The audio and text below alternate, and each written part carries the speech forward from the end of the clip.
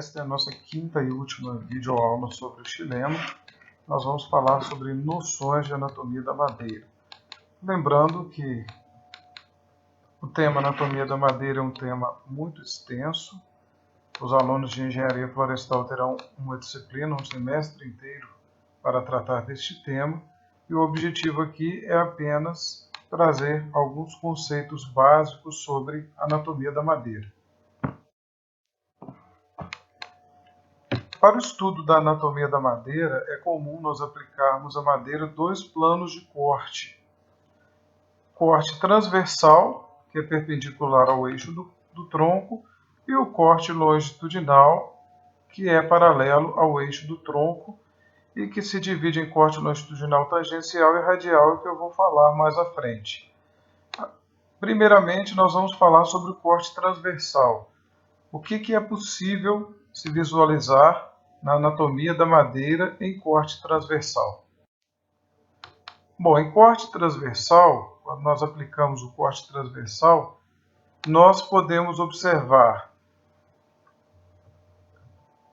o diâmetro das células condutoras, aqui em 1, em 2, aqui, o diâmetro das fibras e das células parenquimáticas que acompanham, no caso aqui do parênquima axial, e a gente observa também as células do parênquima radial. Então, lembrando, só para recordar os conceitos que eu já disse em aulas anteriores, nós temos o parênquima radial no sentido do raio e o parênquima axial no sentido do eixo. Então, essa organização do parênquima radial e do parênquima axial nos permite também fazer várias inferências e classificações em relação à anatomia da madeira, inclusive nos auxilia no reconhecimento da madeira, como eu já disse na aula de composição celular do xilema secundário e que eu vou recordar nos slides a seguir. Então, no corte transversal, a gente classifica o parênquima axial de acordo com o padrão dele em relação aos vasos. Ele pode estar associado aos vasos, e nós chamamos de paratraqueal. Para significa ao lado. Adaxial, abaxial, vasicêntrico, aliforme ou confluente. Então aqui a gente tem em azul o vaso, o elemento de vaso, e azul esverdeado parênquima. Ou a gente pode ter um parênquima axial apotraqueal difuso, quando ele não está associado aos vasos. Aliás, desculpe, no padrão apotraqueal, o parênquima ele não está associado aos vasos, ele não vai estar próximo dos vasos. Ele pode estar difuso, ou em bandas, em faixas, ou marginal, como nós vamos ver nos próximos cortes de madeira. Então aqui, representando, se eu for classificar, é um parênquima, esse é aqui quando eu observo o parênquima axial e eu classifico, é um parênquima axial paratraqueal, porque está próximo do vaso, vasicêntrico, porque está em torno do vaso.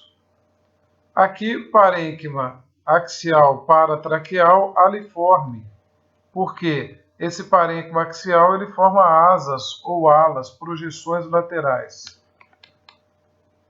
Parênquima paratraqueal confluente, porque é como se fosse uma junção de dois elementos de vaso que apresentavam um parênquima aliforme, que se une, então é confluente.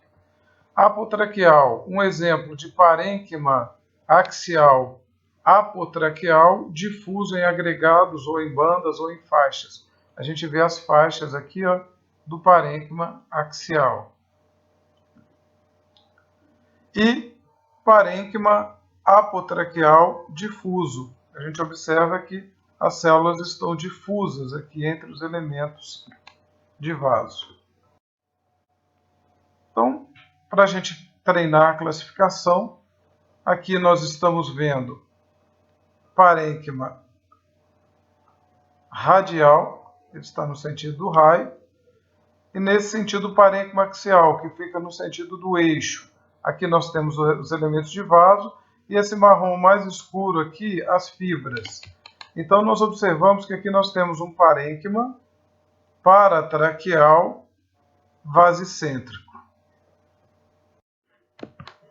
Nesse slide nós podemos observar as fibras, as células mais escuras, os elementos de vaso. Aqui o parênquima axial, que está no sentido do eixo e associado ao elemento de vaso, e aqui o parênquima radial no sentido do raio. Então a gente classificaria aqui o parênquima axial como um parênquima axial paratraqueal aliforme. Notem que o parênquima axial e o radial eles se encontram em vários locais. Aqui nós temos dois tipos, só para marcar os tipos celulares. Elemento de vaso, mais escuro as fibras. Aqui o parênquima radial, no sentido do raio. E aqui o parênquima axial, no sentido do eixo. Nós temos parênquima axial paratraqueal vasicêntrico. E temos também o tipo confluente. E também aqui o aliforme. Os três tipos ocorrendo no mesmo corte da madeira.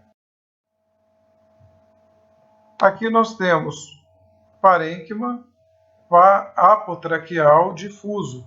Nota que aqui a gente tem o elemento de vaso, aqui o parênquima radial, mais escuro as fibras, e bem pequenininho aqui a gente vê o parênquima axial apotraqueal difuso. Nesse caso aqui nós também temos os elementos de vaso, mais escuro as fibras, parênquima radial, nesse sentido, e aqui o parênquima axial, que é um parênquima axial não associado aos elementos de vaso, portanto, ele é apotraqueal em faixas ou em bandas. Bom, quando nós falamos do corte longitudinal da madeira, nós temos dois tipos de corte, um tangencial, que é perpendicular aos raios parenquimáticos, e outro radial, que é perpendicular aos anéis de crescimento. Essas são as definições teóricas, e para ajudar vocês a entender isso de forma prática, de forma que vocês nunca mais vão esquecer os planos de corte longitudinal da madeira, nós vamos tomar como exemplo o queijo. Aqui nós temos o queijo. Eu queria perguntar para você, qual é o único tipo de corte que nós não fazemos no queijo quando nós convidamos alguém para tomar um café na nossa casa? O único tipo de corte que nós não fazemos é o corte transversal, que seria o corte nesse sentido aqui, que seria perpendicular a esse eixo aqui. A gente não corta um pedaço de queijo desse tamanho para oferecer para uma pessoa ou mesmo para a gente comer. Nós utilizamos duas formas de cortar o queijo em casa para tomar um cafezinho. A gente corta esse padrão aqui, que é o mais comum, ou a gente começa a cortar o queijo aqui de dentro para fora.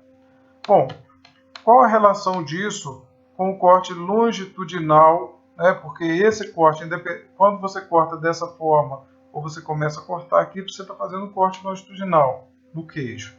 Então vamos comparar o queijo à madeira.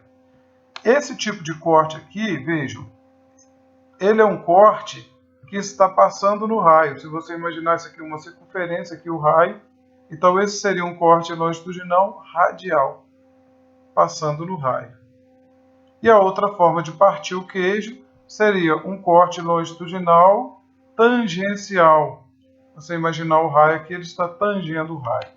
Então esse raciocínio do queijo nos ajuda a imaginar sempre na nossa cabeça o que é o corte longitudinal radial e o que é o corte longitudinal tangencial. E vamos ver a seguir o que nós podemos observar em cada tipo de corte. O corte longitudinal tangencial, aquele que é perpendicular aos raios, ele vai tanger os raios. Aqui nós temos os raios parenquimáticos. O corte aqui é o corte longitudinal tangencial. Nós podemos observar a altura das células condutoras, das fibras e das células parenquimáticas, do parênquima axial. Notem que aqui, então, nós veríamos aqui a altura das células condutoras, das células do parênquima axial e também das fibras. Na verdade, esse corte só pegou fibra. Nós não temos aqui nenhum elemento de vaso e nenhuma célula de parênquima axial neste corte. Mas a gente pode visualizar bem a altura e a largura dos raios, das células parenquimáticas que compõem os raios. corte longitudinal radial, que é esse plano de corte que está marcado aqui. Nós podemos observar também a altura e largura tanto dos elementos de vaso como das fibras e das células do parênquima axial. Aqui aparentemente não pegou também esse corte nenhum elemento de vaso. A gente está vendo fibras e talvez aqui algumas células do parênquima axial. E a gente pode ver a altura e a composição celular dos raios parenquimáticos. Aqui a gente está vendo o raio parenquimático. Aqui está ele na representação esquemática e aqui as células. Notem que esse raio parenquimático possui células com formatos diferentes nessa região, nessa e nessa. Então, relembrando esse conceito dos tipos celulares que compõem o raio, eu vou relembrar isso no slide a seguir. O raio parenquimático, quando a gente observa a composição celular dele no corte longitudinal radial, esse corte aqui, nós podemos observar que esse raio é formado por células procumbentes, que são células mais largas do que altas, por células eretas, que são células mais altas do que largas, e por células quadradas, que têm as mesmas dimensões de largura e de altura. Então, o raio, quando nós vamos fazer a descrição do raio anatômico, do raio parenquimático da madeira, nós vamos descrevê-los de acordo com a sua composição celular, no corte longitudinal radial. No corte longitudinal tangencial, nós também podemos observar o raio. Aqui está o corte longitudinal tangencial. Então vejam, esse raio, para eu descrever e classificar um raio, eu tenho que observá-lo tanto no corte longitudinal tangencial como no corte longitudinal radial. No corte longitudinal tangencial, eu observo que esse raio tem apenas uma fileira de células, portanto um raio uniseriado. E no corte longitudinal radial, eu vejo que esse raio é composto por células eretas, por células procumbentes e por células quadradas. Portanto, é um raio heterogêneo. Eu posso observar também no corte longitudinal tangencial o raio com várias séries de células. E eu classifico esse raio como multisseriado. E no corte longitudinal radial, eu posso observar, nesse caso aqui, que esse raio só tem um tipo celular, que são as células procumbentes. Então, é um raio homogêneo. Portanto, um raio multisseriado e homogêneo. Então, os vários planos que se aplicam, os vários planos de corte se aplicam ao estudo da anatomia da madeira. O corte transversal, o longitudinal radial e o longitudinal tangencial, onde eu posso descrever a altura e largura de células condutoras, células do parênquima axial e fibras, e posso descrever também em corte em seção tangencial e radial a composição celular dos raios parenquimáticos. Graças a esse tipo de plano de corte transversal, por exemplo, quando a gente observa uma madeira que vai para a serraria, a gente observa que os diversos fragmentos de madeira, né, as diversas tábuas que são tiradas a partir de um tronco, ora estão no corte longitudinal tangencial, ora no corte longitudinal radial, dependendo da altura em que a serra circular passa por essa madeira. E a gente pode reconhecer, muitas vezes, o lenho das espécies pelo arranjo dos tipos celulares da madeira. O angelim pedra, por exemplo, que é bem característico, eu estou vendo aqui os elementos de vaso. Nesse sentido, o parênquima radial, as faixas de parênquima radial, e aqui um parênquima axial paratraqueal confluente. Então isso dá um contraste muito grande e muito característico, nos auxilia no reconhecimento do angelim pedra. No caso da golpe glabra, o que chama atenção são as placas de perfuração escalariformes, que são bem evidentes. No pequi também a gente consegue ver, nós conseguimos ver aqui as fibras mais escuras, o parênquima radial nesse sentido, o parênquima axial, que parece ser em bandas, e a gente observa que os elementos de vaso têm uma característica, que são os tilos. O que são os tilos? São as células de parênquima adjacente ao elemento de vaso, que elas acabam entrando para dentro do elemento de vaso pelas pontuações areoladas e obstruindo estes elementos de vaso num processo chamado de tilose. Então, macroscopicamente, a gente observa a madeira, a olho nu, nós estamos vendo, e com a lupa nós conseguimos observar esses detalhes da madeira que nos ajudam a identificar, né, qual que é a identidade desta madeira.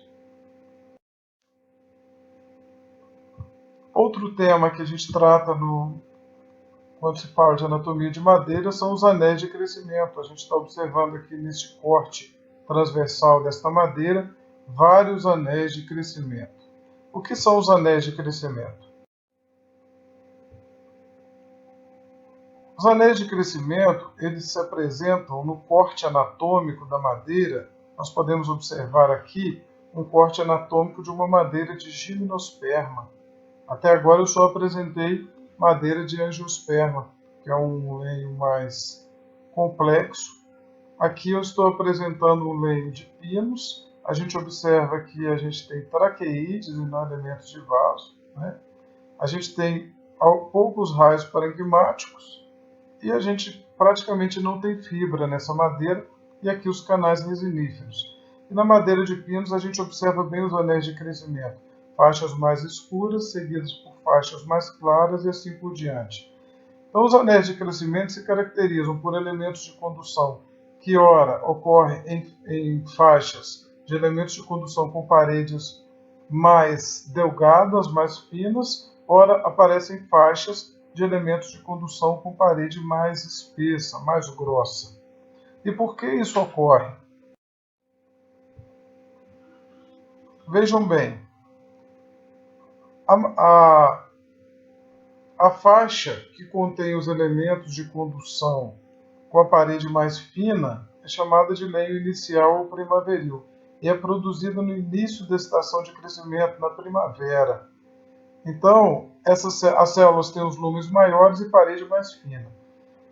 Normalmente, no início da primavera, a planta está alocando mais recursos para a reprodução, né, para a produção de flores, de grão de pólen, de fruto e de semente. Então, teoricamente, o balanço de carbono seria menor para a formação desses elementos de condução, por isso eles teriam a parede mais fina. O lenho tardio ou outonal é a última camada formada da estação de crescimento. Então, teoricamente, aqui, a planta teria um saldo positivo, um balanço positivo de carbono, que seria deslocado para a produção desses elementos de condução, se for gimnosperma traqueíde, se for angiosperma elemento de vaso, e aí a gente tem essa sucessão de lenho inicial primaveril, lenho tardio ou outonal. Então aqui seria mais ou menos primavera, verão, outono e inverno, o que marcaria um ano, o ciclo de um ano. Então, em muitos casos, vocês vão ouvir referência aos anéis de crescimento como servindo para contar a idade de uma árvore.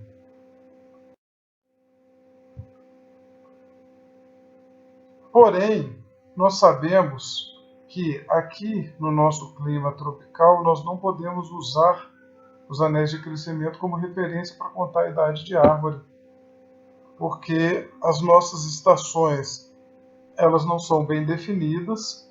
Talvez no hemisfério norte isso seja possível, onde as estações são mais bem definidas, mas com todas as mudanças globais do clima, a gente considera os anéis de crescimento mais como marcadores dos eventos que marcaram a vida da planta, e não mais para contar a idade da planta, sobretudo aqui no nosso clima tropical. Outro tema importante de se abordar na anatomia da madeira, quando nós fazemos um corte em muitas madeiras, nós observamos uma área mais clara e uma área mais escura. Então, a área mais clara seria o alburno e a área mais escura, o cerne. O alburno, então, é a região do xilema que ainda funciona, que ainda está transportando água e minerais. Então, é a região funcional de xilema secundário, próximo ao câmbio, possui células parenquimáticas, tanto parênquima axial como radial, fibras septadas e gelatinosas que armazenam substâncias nutritivas e que têm grande longevidade. Já o cerne seria a parte não funcional do xilema secundário. Então, todas essas células já não transportam mais. E elas têm uma coloração escura, por quê? Porque geralmente se acumulam óleos, resinas, gomas, compostos fenólicos e substâncias que são frequentemente responsáveis por essa coloração mais escura e contribuem com a maior durabilidade do cerne, porque muitas delas têm ação bactericida e fungicida. É comum a gente encontrar também nessa região do cerne os tilos, já falei deles anteriormente, né? São expansões das células parenquimáticas adjacentes ao elemento de vaso, que elas penetram pelas pontuações para o lúmen dos elementos de vaso, obstruindo esses elementos de vaso. Aqui a gente observa isso bem evidente no lenho de Pequi. E é importante também, quando se fala de anatomia da madeira, fazer uma comparação do lenho das angiospermas e gimnospermas. O lenho das gimnospermas, os pinheiros, ciprestes, é chamado de softwood, ou madeira macia. Por quê? Porque é um lenho mais simples que o das angiospermas. Ele é constituído quase que exclusivamente de traqueídeos e raios, ele não apresenta fibra, muito raramente a gente encontra fibra. Parênquima axial é abundante e tem os canais resiníferos, então uma madeira mais leve e mais macia. Já a madeira das angiospermas é chamada de hardwood, ou madeira dura, porque é um lenho muito mais complexo.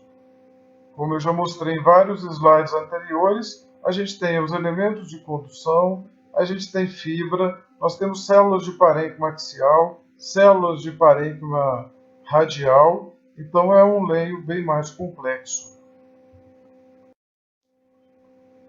E por fim, vou falar um pouco de lenho de tensão e lenho de reação. O lenho de reação, como nós observamos aqui nesse desenho esquemático, quando uma árvore sofre algum tipo de pressão de um fator externo, aqui no caso o vento, há uma área que sofre compressão e há uma área que sofre tensão. A compressão é quando o lenho de reação é produzido no lado comprimido, então ele se chama lenho de compressão. E tensão é quando o lenho de reação é produzido no lado sob tração, ele é chamado de lenho de tensão. Então a gente observa, por exemplo, um lenho de tração em uma angiosperma.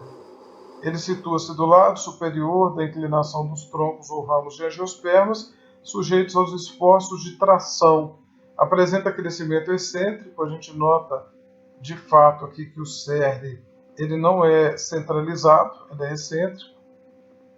A coloração é distinta, mais clara, brilhante, a superfície felpuda e apresenta pouca lignina.